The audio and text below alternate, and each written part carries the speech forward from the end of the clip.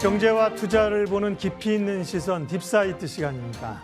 추석 연휴이고 해서 조금 가볍게, 조금 부드럽게 그러나 또 날카롭게 시장에 관한 이야기 하겠습니다.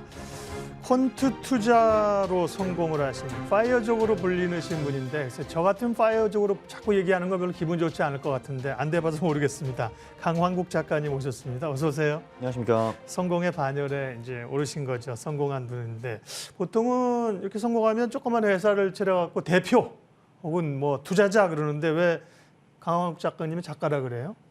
제가 실제로 책을 쓰는 사람이니까 작가입니다. 네, 지금 5권 썼고요. 또 네. 9월 말에 또 한 권 나옵니다. 네. 그렇게 불리는 게 좋으세요? 강환국 작가를? 네. 그러시군요. 네. 일단 시장 얘기 먼저 하고요. 또 우리 강 작가님의 투자의 방법, 또 우리가 알 수 있는, 좀 얻을 수 있는 얘기 하겠습니다. 잭슨홀 미팅하고 나서 미국 주가가 너무 좀 부진합니다. 소위 이제 베어 마켓 랠리가 일단락 됐나? 뭐 이런 생각도 드는데 퀀트 투자자라서 전업 투자자라서 최근에 시장 흐름은 어떻게 판단하세요? 일단 기본적으로 그 5월부터 10월까지는 네. 그 미국장이 좋았던 적이 거의 없었습니다.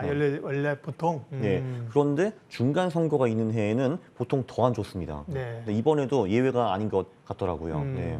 그래서 뭐 지금 별로 안 좋은 것 같고요. 근데 네. 보통 한 11월부터는 장이 좋아지는 경우가 많습니다.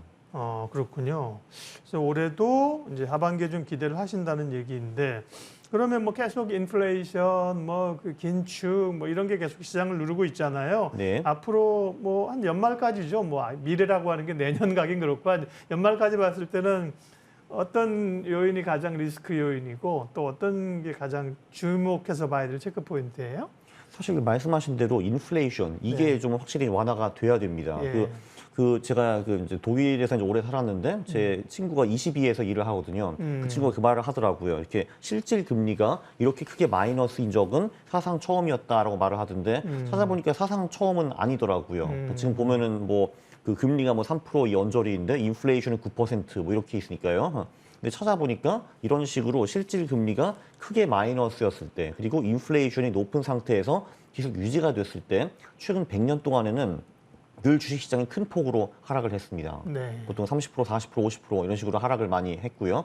이번에도 똑같은 것 같습니다. 지금 그 나스닥도 최고점 대비 한 35% 빠졌고 이제 S&P도 25%그 정도 빠졌는데요. 사실 인플레이션의 완화가 돼야지만 다시 주식이 좀 크게 오를 수 있을 것 같습니다. 네. 근데 약간 좀 적어도 레벨 자체는 쉽게 떨어지진 않겠지만 이제 고점을 찍고 나오는 것 아니냐는 얘기도 있는데 인플레이션. 네, 그렇죠. 그게 가장 중요합니다. 네. 이게 갑자기 9%에서 1%로 갈 필요는 없지만 일단 그 트렌드가 꺼져가지고 이제 좀 그렇죠. 내려와야 됩니다. 네. 네. 그렇게 하면은 보통 주식이 더 이상 크게 빠지지는 않고 곧바로 반등하는 경우도 꽤 많았습니다. 네. 독일에 독일에 유학하셨었죠? 다른 제가 우리 또 머니투데이 쪽에서 하는 그 유튜브 방송 보니까 독일에서 유학하셨죠? 그렇죠. 그 학교도 공부. 한 13년 정도 다녔고요. 뭘 초등학교- 전공했어요? 저 경영학했습니다. 경영학. 경영학. 그러셨구나. 네. 독일에서. 근데 여름에 또 독일이랑 스페인, 뭐 유럽 다녀오셨다고 유럽 가는 거 익숙하시겠는데 13년이나 살았어요? 아니요, 그 13년 어렸을 때 살았고 네. 주재원으로 또 7년 살아가지고 20년 딱 채우고 왔습니다. 와, 독일에서요? 그렇죠. 독일에서만 있었죠. 그러니까 네. 유럽에 가시면 뭐 되게 친숙하겠네. 올 여름에 갔다 오시니까 분위기 안 좋겠네요. 유럽인들 어때요? 그렇죠. 그때도 분위기가 꽤 안 좋았고 네. 그래서 이제 여기 나오기 전에 또 부랴부랴 친구한테 연락을 했습니다. 분위기 요즘 어떠니 하니까 더 안 좋아졌습니다. 네. 안 좋다는 게 일단 경기도 그렇지만 코로나야 워낙 유럽 사람들은 우리랑은 조금 다른 것 같습니다. 우리는 뭐 정말 굉장히 긴장하면서 막 QR 찍고 뭐 몇 명 이상 안 되고 9시 되면 식당 나가라고 그랬는데 그분들은 뭐 이걸 다 받아들이면서 가는 것 같고 다만 경기가 안 좋으니까 그 실제로 에너지 위기나 뭐 이런 거에 대해 우리가 얘기 많이 하는데 유럽 사람들이 거기 실제로 그걸 체감하고 있어요. 어때요? 그거를 체감을 못 할 수가 없는 게 네. 이제 저도 그 전기값이랑 가스값이 얼마나 올랐나 그걸 좀 알아봤는데요. 네. 그 독일에서는 올해는 한 2.5배 정도 오를 거라고 예상을 하고 있습니다. 근데 사실 가스값이나 전기값이 한국은 사실 꽤 싼 편이라서 네. 체감이 잘 안 되거든요. 근데 이거 그 우크라이나 전쟁 전에도 이 사람들은 보통 한 달에 200~300유로씩 냈거든요. 그러니까 한 최소한 뭐 25만 원, 30만 원, 35만 원 내는 건데 그게 2배 반이 되는 겁니다, 지금. 이거는 진짜 엄청난 거죠, 사실은. 그러면- 말씀하신 코로나는 네, 말씀하세요. 이제 우크라이나 전쟁 후에 이제 언론에서 완전히 사라졌습니다. 그건 더 이상 이슈가 아닙니다. 뭐가요? 코로나는 유럽에서 더 이상 그러니까. 이슈가 아닙니다. 네. 네. 그러면 뭐 유럽 얘기 나온 길에 이것만 여쭙고 가면 올겨울에 뭐 유럽을 엄청 사실 우리도 걱정해주고 있습니다. 뭐 가스 대란이 에너지 대란이 오고 경기 침체되고 막 좀 너무 과장되지 않을 정도까지 걱정하는데 그렇게 걱정할 일입니까? 아니면 나름 대비를 좀 하고 있습니까? 지금 대비가 잘 안 되고 있다는 게 그래요? 포인트입니다. 지금 예. 그 가스 그 리서브가 85% 정도 차 있다고 하는데 예. 이거 가지고 지금 겨울을 버티기가 좀 어렵다 이런 말이 사실 나오고 있고요. 그래서 날씨가 혹독하면은 이제 문제가 크게 될 수 있다 이렇게 나오고 있습니다. 네. 그리고 러시아가 지금 막 그 가스를 다 막았거든요, 지금. 예. 그러면 다시 시장 얘기를 좀 돌아와서요. 보통 뭐 아까 이제 여름 기간 동안 봄에서 이 가을 갈 때까지 기간이 전통적으로 좋지 않았다는데 최근에 기사를 보니까 뭐 9월장도 통계를 보면 안 좋았다 그렇게 얘기하던데요. 9월 시장에 대한 그림은 어떻게 생각하고 계세요? 좀 미국장 같은 경우는 제가 알기로는 9월이 그 1월부터 12월 중에 가장 안 좋은 달 중에 하나이고요. 네. 한국장도 그다지 좋지는 않습니다. 보통 네. 코스피 같은 경우는 9월 초중순에 보통 조금 오르다가 말에 다시 이제 꼬꾸라지는 이제 그런 패턴을 많이 보이고요. 코스닥 같은 경우는 아예 처음에도 오르지 않고 좀 계속 좀 빌빌거리는 패턴을 많이 보입니다. 그러게요. 보통 뭐 5월에 주식을 팔고 떠나라 뭐 이러잖아요. 네. 근데 9월에도 팔고 떠나야 되는 거예요? 그래서 저 같은 경우는 이제 4월 말에 이미 팔고 떠났습니다. 아, 그렇죠. 그리고 이제 그래서 9월, 10월이 전반적으로 썩 좋지는 않은데 예. 그 조금 전에 제가 이제 중간 선거가 있는 해에 미국의 이제 주식 시장이 전반적으로 안 좋다라고 했는데 예. 보통은 4분기에 반등을 많이 합니다. 그러니까 10월 초 중순 이때 중간 반등을 많이 선거가 해요. 있는 해에는 네. 그렇군요. 그러면 뭐 단도직입적으로 바로 들어가서 저희가 뭐 어떻게 타이틀을 뽑을까 하다가 네. 주식 최적의 매수 시기는 언제냐? 뭐 올해까지 볼 때 그렇다는 거죠. 가을에 기회가 있는 이렇게 뽑았는데 그러면 이제 지금 9월이 들었잖아요, 그죠? 네. 9월, 10월, 11월, 12월 4개월이란 말이에요, 그죠? 네. 뭐 9월을 빼면 3개월인데 매수할 수 있는 기회가 온다. 보통 그 미국 주식 같은 경우는 중간 선거가 있는 해에는 10월 초 중순 이때 들어가는 게 보통은 괜찮았고요. 네. 그리고 한국 같은 경우는 보통 10월에 주식이 많이 빠지다가 예. 마지막 주부터 반등을 합니다. 네. 네. 자료 준비해 오신 게 있다고 했는데 여기서 한번 중간 선거 관련한 그 자료인가요? 한번 있으면 중간 선거요? 보여주시고요. 네네. 그러니까 미국 11월 8일이잖아요, 중간 선거가. 그렇죠. 네. 네. 그 전부터 미국 시장 같은 경우 이게 지금 나오고 있구나. 요거 한번 보실까요? 네네. 네. 그러니까 S&P 그렇죠. 저거는 나스닥이고 이제 S&P 500도 있는데 네. 저 파란 선이 그러니까 중간 선거가 있는 해에 주식이 보통 어떻게 움직인가 패턴을 보여줍니다. 밑에 거요? 밑에 게 파란 거죠? 그렇죠. 네, 나스닥 네네. 같은 경우는 보시다시피 네. 4월부터 많이 떨어지기 시작해가지고요. 10월 초 중순에 반등하는 경우가 일반적이고요. 네, 그리고 S&P 500은 조금 패턴이 다른데 네, S&P도 좀 보여주세요. 네. 그렇죠. S&P 500도 한번 보여주시죠. 네. 그거 S&P 500도 4월 한 중순부터 네. 떨어지기 시작해가지고 보통 한 6월 말까지 떨어지다가 3분기에 횡보하고 4분기에 올라가는 그런 패턴을 주로 보입니다. 네. 그래서 미국이 방향을 좀 잡으면 우리도 11월 8일 중간 선거니까 그 전에 이제 10월부터 쭉 움직일 수 있다면 우리도 연말 시장 기대해 볼 수 있다. 그렇죠. 네. 사실 그러니까 중간 선거가 있는 해 4분기에 미국 주식이 오를 확률이 한 83% 정도 됩니다.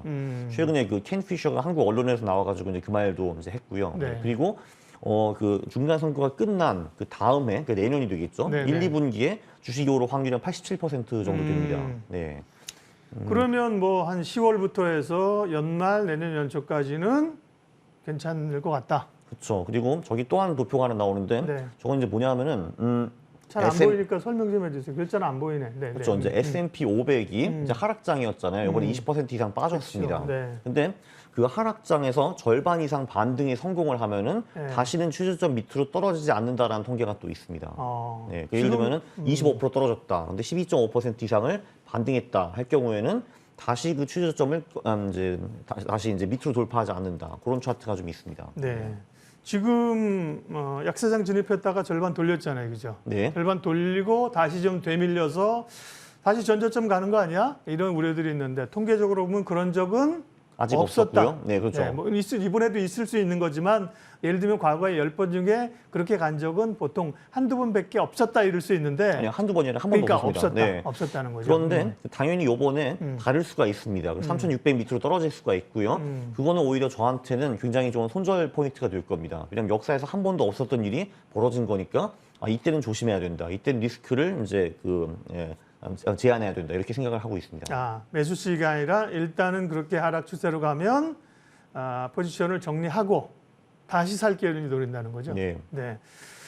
퀀트 투자자 강환국 작가님 만나고 있습니다. 올해 남은 기간 동안의 최적의 매수 시기는 언제냐? 결을 제가 좀 정리해드리면 미국의 중간 선거가 있는 해에는 중간 선거 이후로 4분기 또 1분기까지 시장이 좋았다. 네, 그래서 어떻게 보면 10월, 11월이 우리 시장도 좋은 그 패턴이 될 수 있다고 말씀을 하셨고요. 시장 얘기는 그 정도 얘기하고요. 우리 강한국 작가님 또 퀀트 투자자로 성공한 개인 투자자, 전업 투자자이시기 때문에 투자에 관한 얘기를 좀 인사이트를 좀 얻어보도록 하죠. 잘못된 투자로 고생하는 투자자들의 패턴은 이런 것들이다. 나름의 분석을 통한 우량주 투자, 그다음에 잡주라는 표현은 좀 제가 잘 안 쓰는데 뭐라 그럴까요? 비우량주라고 하죠. 비우량주. 네. 고마워요. 비우량주. 그다음에 이런 코인 같은 가상화폐, 선물 옵션, 해외 선물 옵션. 네, 이런 것들로 가면 투자 성공하기 어렵다. 개인 투자자가. 그게 전형적으로 개인 투자자가 망하는 패턴입니다. 그래요? 우량주 투자하라 그러잖아요. 그렇죠. 이제 그 후에 이제 비우량주, 코인 선물, 해외 선물로 가가지고 망하게 된다. 나중에 좀 신용까지 쓰게 되죠, 거기서. 네. 그런 길로 간다는 거예요. 네. 그러면 강 작가님도 그런 그 과정을 좀 겪고 나서 이렇게 소위 통달을 하신 건가요? 저는 남의 경험을 통해서 그렇게 하지 않았습니다.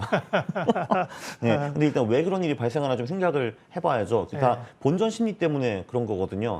제가 우량주를 사가지고 얘가 올라가면은 아무 문제가 없습니다. 이제 얘가 이제 떨어져가지고 소위 제가 물렸을 때 이런 문제가 발생을 하는 건데요.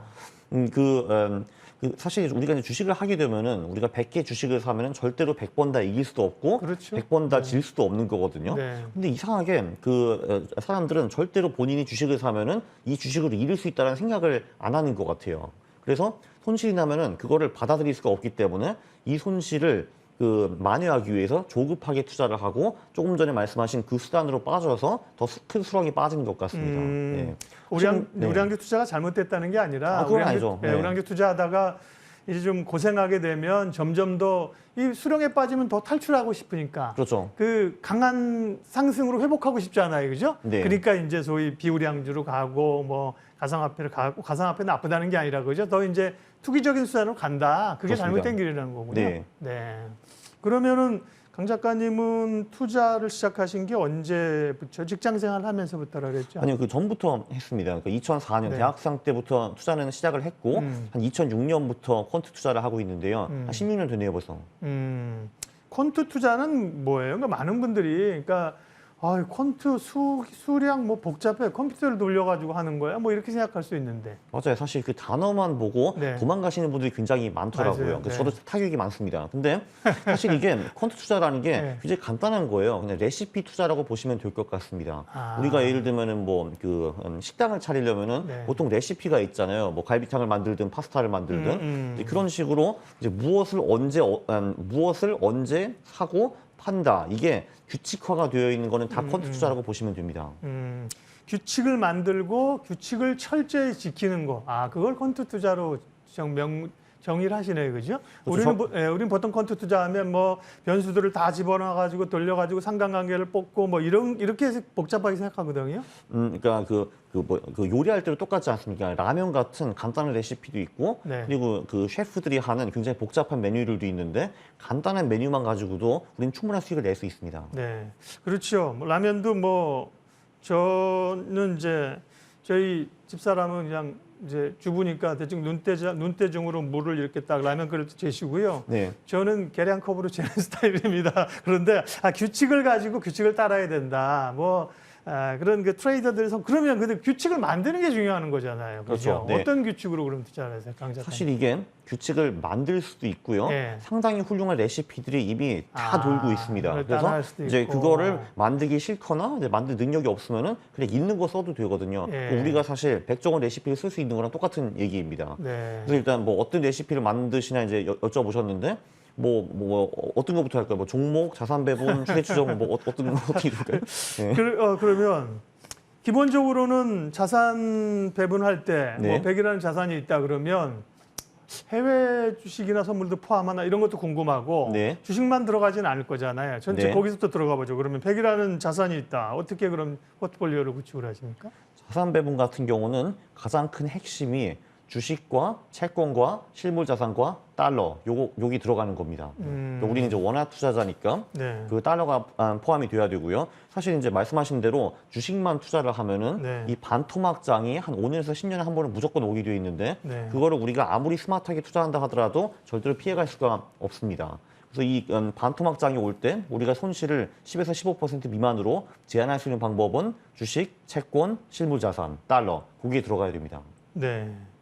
그러니까 그렇게 주식이야 많은 채권은 좀 일부 하시고 상품은 그러면 해외 선물로 들어가는 거예요? 아니요, 그냥 ETF 하면 ETF 로? 되고요. 예, 뭐 금 ETF도 있고, 뭐 네네. 요즘은 원유 ETF도 있고 하고요.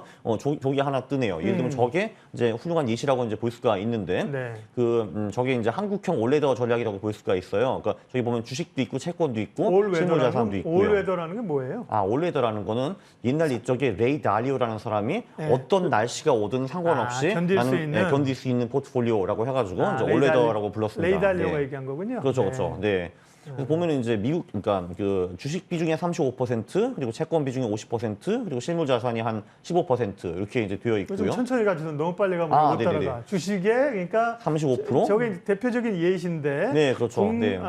미국 그 인덱스 S&P 한 17.5, 그다음에 국내 인덱스의 17.5 하면 얼마에 35% 되나? 네. 그다음에 채권에 역시 한국 국고채, 미국해서 25, 50. 그다음에 실물 자산 15. 요 정도.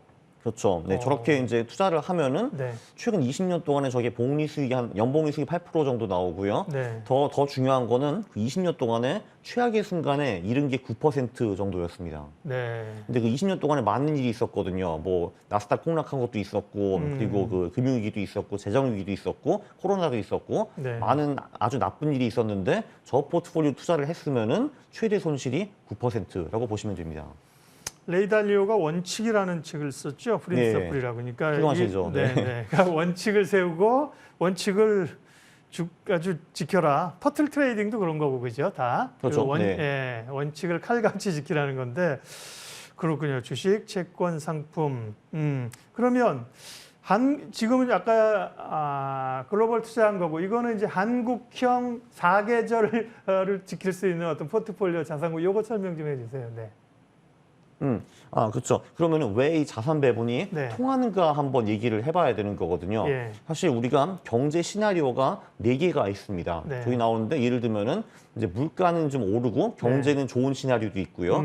우리는 제가 보기엔 좀 두 번째 시나리오인 것 같습니다. 물가는 오르고 경제는 좀 별로 안 좋아지고 그렇죠. 네. 그리고 이제 세 번째 시나리오가 좋죠. 이제 물가는 하락하고 경제도 좋고 우리가 원하는 건 3번 시나리오인데 우리는 지금 2번 시나리오에 와 있습니다. 네 번째 시나리오는 물가는 하락하고 이제 경제는 이제 별로 안 좋고 이렇게 있거든요.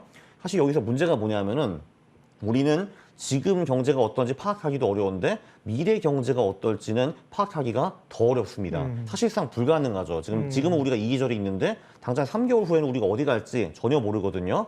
근데 보시면은 저기 계절마다 잘 나가는 자산군이 있습니다. 그러니까 예를 들면은 지금 이제 이 계절 같은 경우는 주식과 채권이 별로 안 좋은 편이고 그 대신에 이제 원자재나 상품, 실물 자산이 좀 잘 나가는 편이고요. 그리고 이제 달러화도 좀 이제 잘 나가는 편입니다. 그렇기 때문에 저기 있는 자산을 통으로 다 사버리면은 어떤 계절이 오든 크게 상관없이 우리 포트폴리오는 계속 우상향할 가능성이 크다라는 얘기입니다. 그러니까 지금 같은 경제 상황에서는 주식에 올인하면 안 되고 그죠? 네. 주식과 채권 비중은 표에서는 뭐 X로 되어 있지만 굉장히 줄이고 그죠? 실물 자산이나 달러 같은 쪽에 가야 된다. 그런데 네, 섹터 질문 좋아요. 제가 궁금한 게 좋아요. 이런 어떤 올웨더 사계절 버티고 포트폴리오를 다양하게 하고 수익, 그러니까 손실을 최소화하는데 그러면 소위 뭐 시장을 이기는 정도의 인덱스를 비트하는 정도는 있겠지만 그렇게 크게 돈을 벌 수 있을까? 그런 궁금증이 드는데. 그렇죠. 지금까지 우리가 한 거는 어떻게 하면 손실을 최소화할까였고요. 근데 물론 사실 우리 연봉이 8% 벌기 위해서 투자하는 거 아닙니다. 뭐 그거 예. 투자하려고 지금 이 방송을 보는 게 아니잖아요. 네. 당연히 초과 수익을 낼 수 있는 방법들이 존재를 하는데 예를 들면은 거기 주식 비중이 있지 않았습니까? 주식 비중이 미국 주식이 17.5% 그리고 한국 주식 17.5%총 35%가 있었는데 요 주식 비중을 그 인덱스에 투자하지 않고 개별주의 퀀트 투자로 투자하는 방법이 또 존재합니다. 그럼 이제 뭐를 보셔야 되냐라고 분명히 질문을 하실 것 같은데요. 네. 네.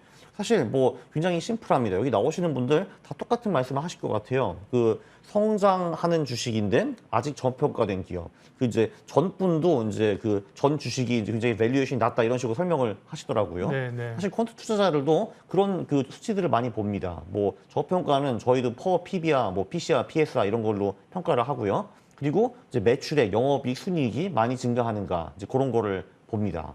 다만 그 딴 투자자들하고 저희가 좀 다른 거는 저 같은 경우는 2,000개 기업을 전부 다 이제 본 다음에 거기서 순위를 다 매깁니다. 이 기업이 예를 들면 퍼 순위가 얼마이고 성장 순위가 얼마이다. 그래서 그 순위를 종합해 가지고 종합 순위가 가장 높은 기업들을 그냥 위에서 사버립니다. 아, 네. 그 책 뭐 제가 기억 제목이 안 나는데 네. 그런 거잖아요. 그러니까 순위를 뽑아가지고 ROE는 제일 위에 있고 BR은 제일 낮은 거 이런 거 조합하고 그죠? 그렇죠. 그거를 네. 이제 마법 공식이라고 하는데요. 마법 공식이죠. 그거는 네. 그린블라트라는 사람이 만들었습니다. 맞아요. 네. 그런 걸 이제 찾아야 되는 겁니다. 네. 아유 시간이 또 다 돼가지고요.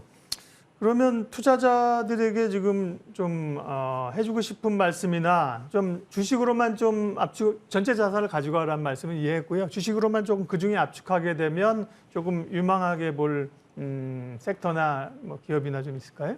저 퀀트 투자자로서 그런 걸 사실 별로 보지는 않습니다. 그렇겠네요. 그렇죠. 저 같은 경우는 사실 그런 식으로 종목을 퀀트로 뽑은 다음에 네. 나름대로 옥석을 고르려는 그런 노력을 해봤는데 네. 희한하기도 늘 제가 버린 기업들의 수익이 제가 실제로 투자한 기업보다 수익이 좀 높더라고요. 그래서 예. 나는 여기 능력이 없구나 하고 인정을 하고 네. 섹터나 이제 산업 분석, 기업 분석은 안 하기로 했습니다. 네. 퀀트를 통해서 그죠. 규칙을 정해놓은 규칙과 원칙만 따른다. 그러다 보니까 수익은 제대로 따라오더라. 네. 네. 오늘 강환국 작가님 함께 했는데요. 이 내용 방송 보시고요. 또 뭐 아까 뭐 무슨 내용이지 이런 것들은 유튜브에서 자세하게 좀 돌려보시면 되고요. 명확한 한 가지 사실은 솔직히 얘기하면 뭐 무슨 종목을 찍어주는 것도 아니고 별거 없는 것 같은데 우리 강 작가님이 자신의 퀀트 투자로 성공했다는 겁니다. 그게 뭘까 고민들 좀 하시면서 또 투자에 참고를 하시면 될 것 같습니다. 딥사이트 오늘 퀀트 투자자 강환국 작가님 함께했습니다. 네, 고맙습니다. 감사합니다.